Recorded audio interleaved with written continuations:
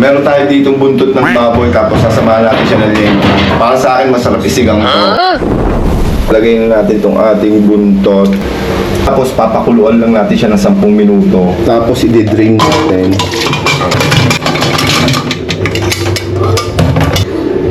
Tapos huhugasan natin siya ng malamig. Tapos pagputol-putol natin yung ating buntot.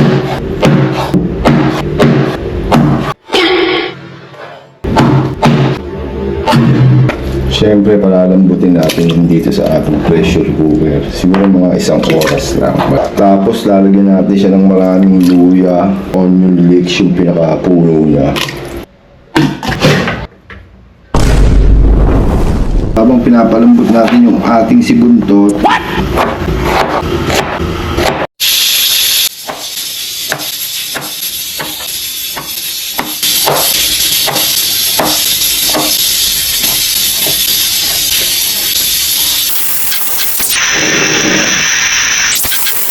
ayan, naka 1 oras na siya. Patayin na natin yung up-oil.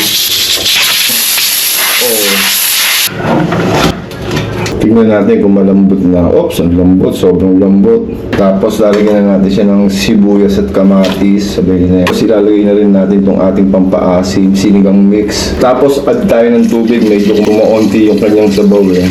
Tapos meron tayo dito puso ng saging. Pagkakan natin siya sa 4. Yun o. Tapos lagay na natin siya. Yan. Medyo matagal maluto yan eh. Tapos timplahan natin siya ng patis. Lagay na natin yung gabi na.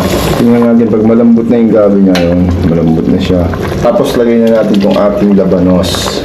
Lagay na rin natin itong ating talong. Masasayang naman itong ating dahon ng onion leeks. Siyempre, gulayin na rin natin yan. Sibuyas din naman yan. Magpapadagdag ng lasa yan.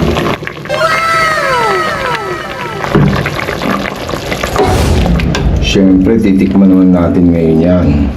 Diretso yan dito. Ito na yung ating sinigang na buntot ng baboy. Ito yung pinakabuntot niya rin, no?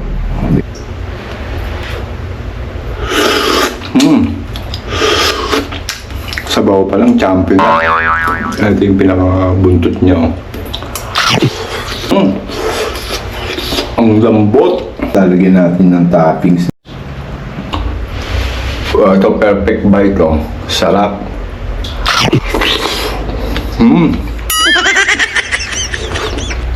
Hey, what happened? Ang init, mamasok. Sarap. Champion!